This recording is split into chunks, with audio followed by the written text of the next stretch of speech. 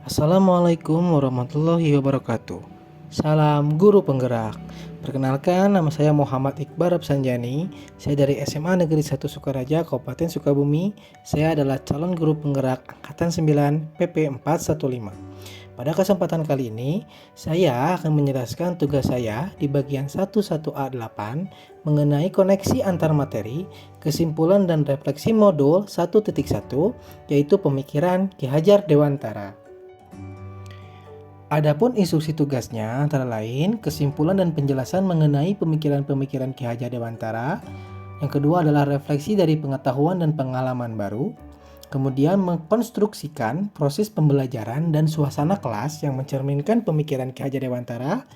Kemudian apa kepercayaan saya tentang murid dan pembelajaran di kelas sebelum saya mempelajari modul ini. Kemudian apa yang berubah setelah saya mempelajari modul ini, dan kemudian apa yang bisa saya terapkan agar kelas kemudian mencerminkan pemikiran dari Ki Hajar Dewantara. Nah, bisa dilihat di sini, ini adalah kerangka pembelajaran modul 1.1. Yang pertama adalah mulai dari diri. Nah, saya secara mandiri ini mulai mempelajari apa yang dimaksud dengan pemikiran dari Ki Hajar Dewantara mengenai pendidikan. Nah, yang kedua kemudian ada eksplorasi konsep, yaitu mengeksplorasi konsep-konsep pemikiran tentang Ki Hajar Dewantara. Nah, yang ketiga ada ruang kolaborasi. Di sini saya dan rekan-rekan calon guru penggerak bersama fasilitator dan pengajar praktik ini berdiskusi mengenai konsep pemikiran Ki Hajar Dewantara mengenai pendidikan. Nah, yang keempat ada demonstrasi kontekstual. Jadi konsep dan kemudian ruang kolaborasi yang sudah dilakukan ini kemudian dicoba untuk dikontekstualkan dalam pembelajaran.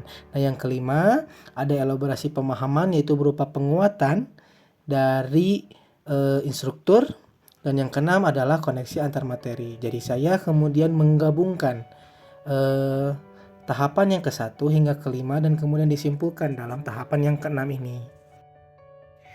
Adapun pemikiran Ki Hajar Dewantara yang kemudian bisa saya simpulkan, yang pertama adalah pendidikan yang sifatnya inklusif, yaitu pendidikan yang dapat dirasakan oleh semua orang tanpa melihat perbedaan yang ada. Perbedaan yang ada itu misalnya seperti suku, budaya, agama, ras, dan sebagainya. Dalam pemikiran Ki Hajar Dewantara, semua itu berhak untuk mendapatkan pendidikan. Yang kedua adalah berakar pada budaya lokal. Nah, pendidikan sejatinya dapat menyesuaikan dengan karakteristik sosiokultur masyarakat di daerahnya, termasuk di lingkungan masyarakat maupun siswa itu ada. Nah, yang ketiga adalah pengembangan karakter. Bagi Ki Hajar Dewantara, pendidikan itu tidak hanya bersifat materialistis, tidak hanya bersifat menghasilkan manusia yang pintar, tetapi juga mengembangkan karakter yang bersifat positif dan juga menuntun manusia menjadi manusia Indonesia yang seutuhnya. Adapun refleksi dari pengetahuan dan pengalaman baru setelah saya mempelajari modul 1.1 ini antara lain, yang pertama adalah menambah wawasan saya tentang pemikiran Ki Hajar Dewantara. Yang kedua adalah mempertajam analisis tentang apa saja sih kebutuhan peserta didik yang sebenarnya dapat kita analisis. Dan yang ketiga adalah melihat sudut pandang yang berbeda, terutama mengenai implementasi pemikiran Ki Hajar Dewantara dalam pembelajaran di kelas. Ruang kolaborasi, ruang elaborasi, dan kemudian segala hal yang berkaitan dengan pendidikan guru penggerak ini kemudian menambah hasanah baru bagi kehidupan saya, terutama bagi pembelajaran di dalam kelas. Nah, berikutnya adalah proses pembelajaran dan suasana kelas yang mencerminkan pemikiran KHD. Nah, di sini saya akan mencoba menjelaskan tentang sebenarnya hal ideal apa yang akan saya lakukan dan kemudian akan saya terapkan setelah saya mempelajari filosofis pemikiran dari Ki Hajar Dewantara pada modul 1.1.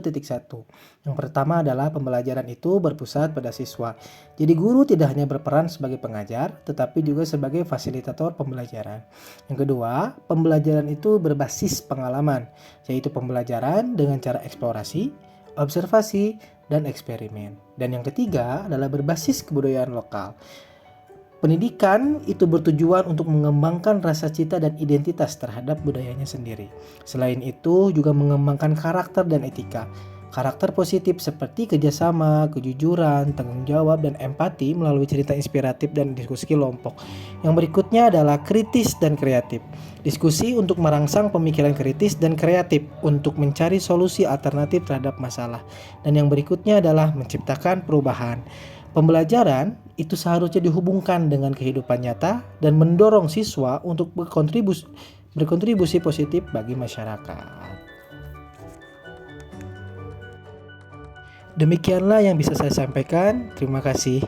Assalamualaikum warahmatullahi wabarakatuh. Salam guru penggerak.